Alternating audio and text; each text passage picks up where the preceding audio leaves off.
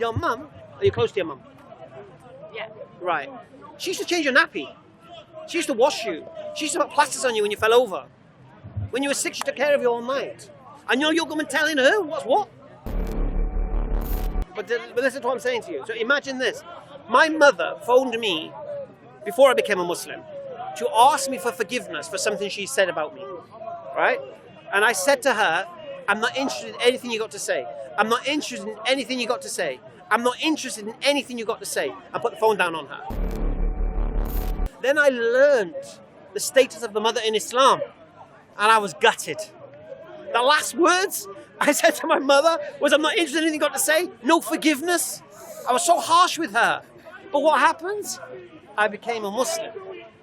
And then I learned my value system changes. So then what happens? I yearn to find my mother again.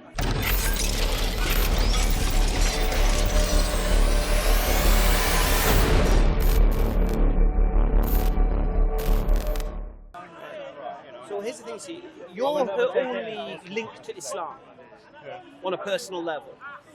Would you agree? Yeah. Right. And if you're harsh and angry with her, what impression of Islam are you going to give to her? That's the first thing. Right. According to the teachings of Islam, how should you speak with your mother? In a polite and nice way, yeah, with respect. Right. Yeah. Right. So what you're even doing is not even Islamic. It's got nothing to do with Islam. Yeah, no, I know. So what you're doing now, you're presenting to your mum what she thinks is Islam, which isn't, as Islam. Yeah, but how can you make her understand Right. like a different point of view without being harsh when she thinks already that all the Muslims are quite like strict to the point, and because they think that's the best religion, because it is. I mean, Islam is their religion. So, but how can you make her understand this is the religion without being like harsh? First thing, you can't make her understand anything. You can't make anyone do anything. First thing, and accept that. And the way we know that is that the Prophet Muhammad ﷺ, on his uncle's deathbed, Abu Talib, never accepted Islam. The uncle of the Prophet Muhammad But it's ﷺ. hurting. It's like it hurts. No, I know. But, and the Prophet ﷺ was weeping because his uncle died without accepting it. Now imagine this. The Prophet couldn't even give shahada to his own uncle. Subhanallah. And he was weeping. And what did Allah say? It's not you the guides. Subhanallah. That's the first thing. So the first thing we have to carry is we can't change nobody. And the second thing is, your mum, are you close to your mum? Yeah. Right. She used to change your nappy. She used to wash you. She used to put plasters on you when you fell over. When you were sick, she took care of you all night. And you're going telling her what's what? It's very, very hard. What you need to do is show the beauty of Islam first. Let her see the change in you. Yeah? Show her the rights of the mother in Islam. Tell her, look, you know my mum, right? You know, this is a personal thing. She said horrible things about me. And I cut off all ties with her. Right? All ties with her. And then I became a Muslim in that time. And I learnt the level of the position a mother has in your life. The rights she has. And I was like, But this is kind of conflict because Islam is teaching you that the mother is like is powerful. It's like no, but listen. But listen to what I'm saying to you. So imagine this. My mother phoned me before I became a Muslim to ask me for forgiveness for something she said about me. Right? And I said to her, I'm not interested in anything you got to say. I'm not interested in anything you got to say. I'm not interested in anything you got to say. I put the phone down on her. Right? That was the last contact with my mother. before you revert to Islam. Yeah, after I became Muslim. Then I learned the status of the mother in Islam. And I was gutted. The last words I said to my mother was, I'm not interested in anything you got to say. No forgiveness. I was so harsh with her. But what happens? I became a Muslim. And then I learned my value system changes. So then what happens? I yearn to find my mother again. Right? And alhamdulillah, I found her eventually in the Shetland Isles in Scotland, right? Now, she found out I became a Muslim. And she'd gone to a place called the Henry Jackson Society, which is an Islamophobic institution. And she bought books about Islam from these guys. And she was just reading Islamophobia, Islamophobia, Islamophobia. When I eventually spoke to my mother, the first word she said to me was, "Your prophet married a 6-year-old." First bloody words of all the things to say. Your prophet, right? Anyway, so we got through that. But anyway, she said to me, "You're only talking to me because you're a bloody Muslim, innit?" I said, "Yeah. Because what you said to me, I would never forgive you for. But alhamdulillah, as a Muslim, I have to forgive you. And I have to have a relationship with you." Now my mother, mashallah, she's softened to Islam. She's, inshallah, she's married to an atheist guy. That's harder. But you don't find it hard, like knowing that your mom is not going to go to heaven, to paradise, because she's not Muslim. I just think of the Prophet Muhammad sallallahu alaihi wasallam, thinking about his uncle. He's the Prophet of mercy. He's come with the Quran. And he couldn't give shahada to his uncle. Who am I? My mum is my mum. I told her straight. Well, your grave is your grave. My grave is my grave. Inshallah, I want you to become Muslim. But your choice, you know, Allah says in the Quran, He never changes the state of a person until they change themselves. But my mum is coming closer. She started to refute Christianity now. Yeah? My father's a little bit different. He was really harsh. He was a Daily Mail reader. He was like proper. He still gives snidey remarks. But my granddaughters have softened his heart. So once a year we meet. We go out as a family for a couple of days to fanfare here. Yeah? So, and I'm not giving them dawah. You're not. No. Why not? Because that's not how you give dawah to your parents, because they used to change your nappy. They're not going to listen to you. They're not going to listen to you. They're not going to listen to you. Because you know, my dad, he's looking at me thinking, who are you, son? I'm the flipping stag. You're the young buck. Who are you to tell me what's right and what's wrong? I've had this conversation with Dad, and I told him straight. I said, "Dad, I used to think you're an intelligent man. Yeah, whenever you played Trivial Pursuit, you were the one man, all the pieces of the pie, and you were done. Yeah, you knew about everything. But then I hear you talking about Islam, and I'm thinking, did he really know all the other stuff? It's just because I didn't know the other stuff that he's intelligent. I don't know. Something happened, I don't know. But all I can do for my father is be a good son. You know, I accepted Islam 18 years ago now. 3 weeks after 9/11, yeah? I was in business with my father, financial advisor. I had my own finance company with my father. I was the engine to that business. When I became a Muslim, I walked away from that business. When I became a Muslim, I had to depart from my girlfriend and my 2 daughters. My father lost his son, his business partner, and his granddaughters in the space of 3-4 weeks. So can you imagine how he felt? But did you walk away because your father didn't accept Islam, or you walk away because it was something for you? Okay, it's very, very simple. You become a Muslim, your values change.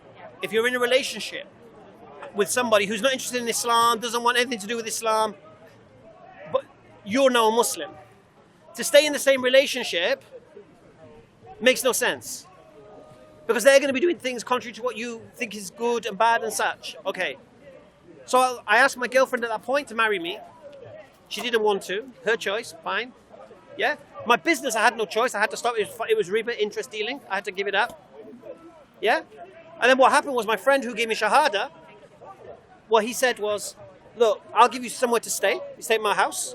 My brother will give you a job in his solicitor's practice. But this is in London. I was living in South Wales. So I had to make hijrah from South Wales to London and start my life again. And it took 15 years for my dad to say one word to me. My brother committed suicide, I think, 5 years after I became a Muslim. Yeah, manic depressive. And we spoke at that one point, right? And you know what he said to me? He goes, I've made my peace with him. And I thought, wow, this is an opening.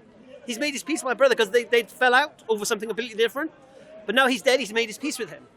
I said, yeah, we should make our peace as well. No, you made your bed, you lie in it. I'm thinking, what? I'm not asking you to give me anything. And that was my father. He's a very, very stubborn man. Okay. Alhamdulillah, now last 3 years, we've been meeting every year, meeting the family. I don't speak to him about Islam. I just show him the character of Islam. Just show him the character of Islam. You know, when we start saying, when you have the chicken, I can't have the chicken, it's not halal. What do you mean it's not halal? This kind of thing. You know what I'm saying? And slowly, inshallah, he'll see how I've changed. I used to love gambling. I used to love drinking. All of these things. He sees how I've changed. And he knew nobody could stop me gambling. That's a miracle in itself, how you stop me gambling. Right? But Islam did. So your dawah to your parents is not a direct dawah. Because like I said, these are changing nappy. Yeah? They ain't going to listen to nothing you say.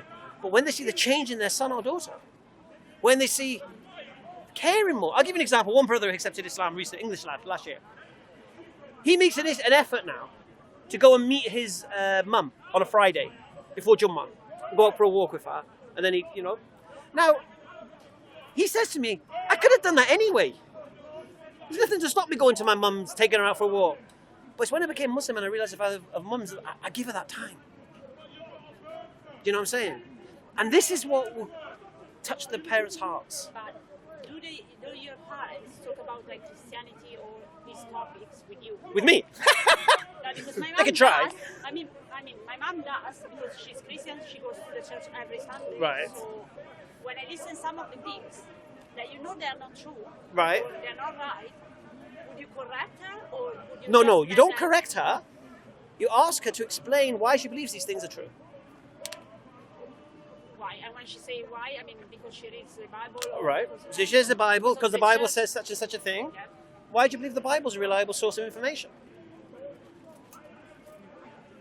Everything is based on reasons why. Don't attack her for what she believes. Just question why she believes it. Yeah? But you being harsh with your mother isn't going to help you. Yeah, but You're that's actually- not you're- true. No, but you're doing a disservice I to know Islam. it's true. But you're doing a disservice to Islam because she thinks this is Also, I Islam. think, the key to somebody's heart is not always what you say. Yeah, subhanAllah. That's the important thing. The way to influence somebody's heart is not always by giving them a long speech or saying something. Sometimes a kind action can completely change the course of somebody's life without saying a word. So it doesn't have to be a word. That's the thing, see? See, I spoke to my mum for so long, right? And she loves a little dog she's got and all that business, and Islam can't have dogs and this kind of stuff, right? But she had a heart attack recently, and I flew up to Aberdeen to the hospital to be with her. My sister came from Manchester, I flew up there, and that touched her in itself. And I spoke to her there about that. I said, look, I need to tell you this because you might be dying now. And I said she's coming closer. But if she dies without taking a shahada, then she dies without taking a shahada. That's not my problem. That's not good. It's painful. No. Because what did Allah say to Muhammad sallallahu alaihi wasallam? Who guides? When does he guide? When the people seek the guidance. When the people make a move towards Allah, Allah will run to them. So it's in the people's hands. Because when you die, the last thing you're going to be thinking about is what happened to my mum. It's because what's happening to me. Yeah? But my advice to you, my sister, drop the harshness. Imagine, here's what I would do. She's talking about Christianity. Imagine she's talking about Hinduism and Ganesh and elephant gods and all sorts of stuff. All right, let's talk about unicorns and fairies and whatever. Just imagine she's talking about that. Don't worry about that. Right now, that's her belief. Let her believe that. You be a good daughter to her. And show her you're being a good daughter. Why? Because Islam is telling you to be a good daughter to her. It's the teaching. Let the teachings of Islam emanate from you. Because she thinks the way you're behaving is how Muslims behave, because all she sees on the news, and Muslims are harsh, her daughter's a Muslim, and she's harsh. You're doing a disservice. You know what I mean? It's just that it's I know the truth, so it's even more hard to just let her talk about whatever she's talking about. Just And not, let her talk about the what she wants to lie. talk about, and then just say, why do you believe that? Just say, why do you believe that? You weren't born believing that. Why do you believe that? Yeah? Why do you believe that? Why do I believe Christianity? I will tell you. Don't ruin a nice conversation. Please. Exactly. She's been dying Why do you to. believe Don't ruin a Islam? nice Because conversation. you study and you use your Yes, knowledge. you read the Quran and you see, could that have been written by men, or could it only have been written by God? don't ruin a It's nice so conversation. beautifully They're just written having a little conversation. Is that that all right? nobody else could that all right? read it. Can they just have For the benefit of the viewers. like that. This is Christianity. She's having a nice So conversation. that's Just ignore her. Ignore her. It's better. It's better to do that. Some people, they believe what they believe just because Sister, they sister, just ignore her. Yeah. That's what I'm saying to you. And which country are you from? Don't mind asking. Sorry? Which country are you from? I'm from Italy. Italy, So, you're Catholic, you know, it's isn't like it? there's not even a lot of information about Islam, or there's wrong information about Islam as well. Because we have Vatican and they don't want Islam to be spread, you know? Yeah. So it's even more like, they see like Muslim people even more like as enemies. Yeah. So it's even harder. But like I say, my advice to you is don't rush it. Have patience with your mum. Be a good daughter. And inshallah, look, we all have fitra, right? And the fitra gets clouded of knowing what the truth is. Sister. Now, sometimes Please. Sister, the intellect take her over there. might become unclouded, You're pushing but me the now. Sorry, excuse me. desires Excuse me. and You're pushing me. the Sorry. heart might not accept it. So I'm going to give you an example of that, a prime example of that. When I first became convinced Islam was true, I didn't take my shahada. So what had happened, my mind was unlocked. My mind believed Islam was true. But my desires, nah, I don't want to stop doing this. I don't want to have to leave this. I don't want to, do you understand? To me, it happened the same. Yeah. Right. So my desires didn't want to give up the dunya. Yeah? Didn't want to give up enjoying itself, doing what it wanted to do. Even though my mind is saying, yeah, but this is true. Makes sense. My desires are like, nah, I'm not having it. You know. Then what happens? I nearly had a car crash. Well, I did have a car crash. And what happened was, my mind said to my nafs, now what? What happens if we'd have died now? Where's all your things? And it was at that point my nafs went, actually, you know what, you might be right. And it was at that point my nafs were ready to let go. Nearly. What pushed them over the edge, like I said to you, my friend said, look, because look, we live in England. You need somewhere to stay and you need an income. Me embracing Islam, and this happens to a lot of people who embrace Islam, me embracing Islam was going to cost me my home. Because I was going to have to split with my girlfriend, I was living with her, I'd have to move out, where am I going to bloody live? First thing. Second thing, my income was coming from my finance business. So how am I going to fund, how am I going to support where I'm going to live? How am I going to pay my way? So I can't do it yet until those things are settled, yeah? So my nafs tuck it. My brain's ready, but my nafs is saying we're not ready yet because what are we going to do? Then what happened? My friend said, I'll give you somewhere to stay. Killed one situation. He said, my brother will give you a job. That's it, done. That was the only thing stopping me. Imagine. Allahu Akbar. Imagine that. The two things stopping me embracing Islam was not convincing me Allah exists, not telling me the Quran is true, not telling me Muhammad is a messenger of God. Just how am I going to live? How am I going to practically survive? Yeah? And this is what was holding me back. Nothing else. Nothing you couldn't convince me. You couldn't explain any more to me. I believed. But I didn't accept it because I had these problems. And this is the same problem my mum's having. She's living with an atheist guy. She's thinking, well, if I did become a Muslim, what am I going to do? I love my little Chihuahua dog. What am I going to do? This is all I live, you know. She's 72 now or something. 73, I think. How's she going to survive? So remember, there's more than one thing holding someone back from accepting Islam as true. It's not necessarily they don't believe it's true. It's just having the capabilities to go through with it. Now we've had people accept Islam in the park, watching the videos, and then they leave Islam. Why? Because when they accepted Islam, they weren't prepared for it, and they didn't make any. Actually, they thought it was all going to come on their plate. But when life becomes a little bit rough, they leave Islam. Now, when you speak to these people, they either have to become raving Islamophobes or lie to themselves. Because how else are they going to justify it? Because once you're intellectually convinced it's true, and you accept it as true, how can you just walk away from it? And when you see the people who walk away from it, they're the ones who have not embraced it. They've done it half-assed. Yeah, they've not really prayed, and they've not split with their girlfriends and stuff, and they're still kind of doing it, and they've not told people around them, and you're like, what are you doing? You know what I mean? So again, going back to your mum, and my mum is close to Islam, I believe. But she's just thinking, what would I do? Now I'm thinking, well, could I really ship her down from Shetland Isle to London and support her and this and that and take care of her every day? I'd love to. I'm not in a position to do so. Do you know what I'm saying? So I'm thinking, do I have to make her husband Muslim first or what? I don't know. Because he's an atheist. And I've said this to my mum, because her husband is young. He's 46, so my age, a bit older than me. And I said, this guy is fantastic for your body and your living, taking care of you. But he is a devastating influence on your mind and on your soul. Yeah, because he's not into intellectual investigating, talking and such. Yeah, he's not interested in anything like that. He doesn't want to know what's going on in the world. And I said, he's destroyed, but for your well-being, he's fantastic. And that's the problem I have with my mum. So remember, there's more than one reason why. Your mum's probably still hurt that you turn your back on Catholicism. So maybe what would be an idea is to tell her why you turn your back on Catholicism, why you can't accept it to be true. And then ask her, well, I don't accept this to be true. Why do you accept it to be true? What am I missing? Tell me, maybe I've got it wrong. But I'm going to say this one last thing. Instead of like just No, explain why you're a Muslim. Just say to her, Mum, why do you think I've become a Muslim? Why did you become a Muslim? Because I started this month. I mean, because I was studying and reading and watching videos as well. Alhamdulillah. So the more I learn, I like the fact that even the Quran, reading the Quran, it seems like that God is talking to you. Allah Akbar. But it is God. Right. So what you need to... And the fact that in Islam, I mean, there are proofs. It's not like what I felt. It's not like Christianity that you need to believe in a blind faith.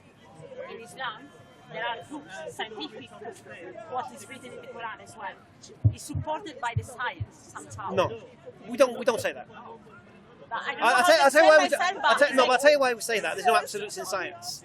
So if you say the Quran matches something in science, and then that science changes, then that makes the Quran incompatible with science again now. Do you understand?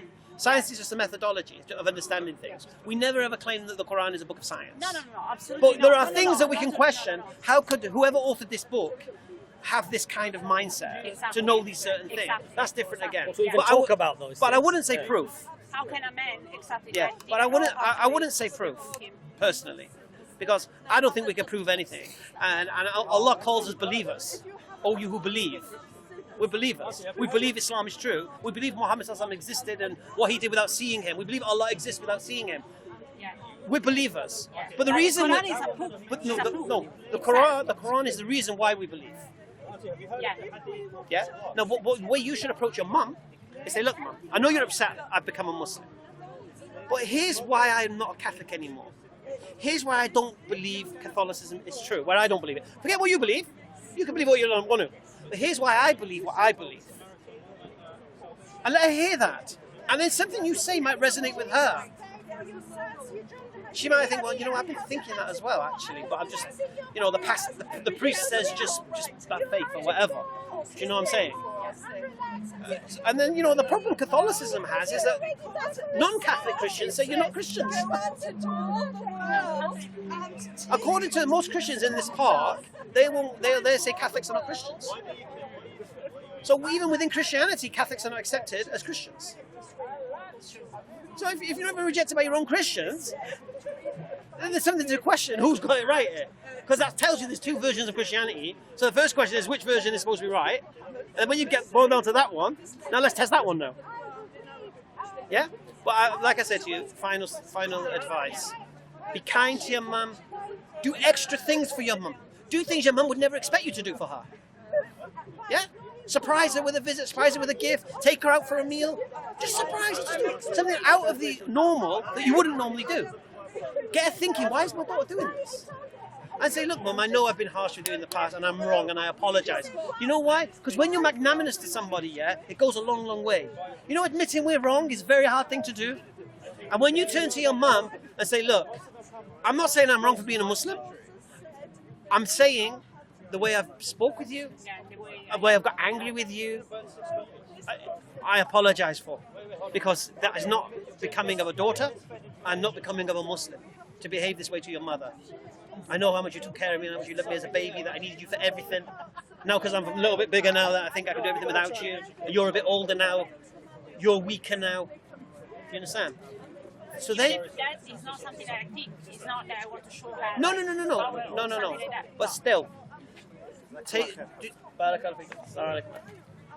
so do things for her. No, do extras for her now. And then she says, "Why are you doing this?" Well, I said, "Look, Mum, the things you've done for me,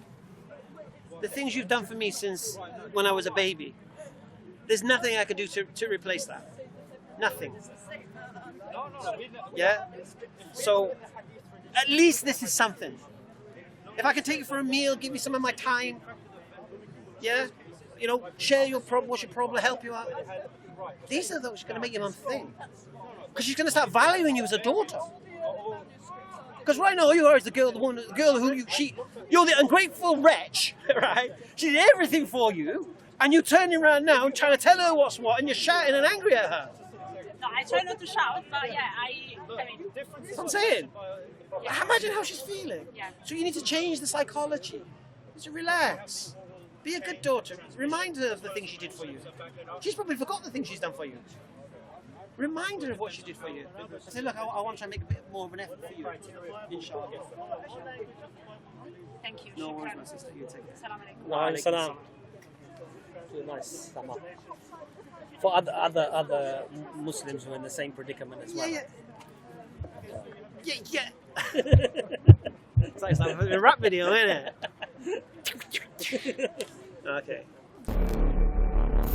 Okay, mashallah, there was a Muslim sister. Her original question was, she's struggling to convince her mum Islam is the truth. And she's not just struggling to convince her mum Islam is the truth, she's actually getting angry with her because she's not accepting Islam as the truth. And obviously, I explained to her, and this is for all new reverts, this is a lesson for everyone here. Bear in mind, I'm going to use England as an example. You accept Islam. What does the England perception of Islam right now? Well, we're just like crazy Steve here going on about terrorism and this, that, the other. This is what they see, this is what they hear. Now imagine your mum is thinking this about Islam, and then you come along, and you're harsh, and you're rough, and you're angry with her. What does she think? Oh, my daughter's become one of them angry, rough, harsh people. Yeah? And I was explaining, when you become a Muslim, you take on values that you maybe never had before. So you might even cared with your mum before, like me. But then you have to, alhamdulillah. But you're doing a disservice to Islam if you're harsh and angry with your relatives and friends and family, because that's not what Islam teaches, subhanallah. And so sometimes we have to show Islam through our character. Let them know we're Muslim, so the Islam will gain the benefit from the changing character. So when they see, oh, your daughter's doing this, your son's doing this, or why? Yeah, they become Muslims, and you know, in their crazy religion, they've got to take care of us. Hey, I wish your kid was Muslim, innit? Because I said this to, there was two ladies in the marketplace. They were from a white council estate. And I was talking about Islam, and I was talking about the 5 poisons, and you know, and I said, you'd be blessed if your kids became Muslim. And then, why'd you say that for?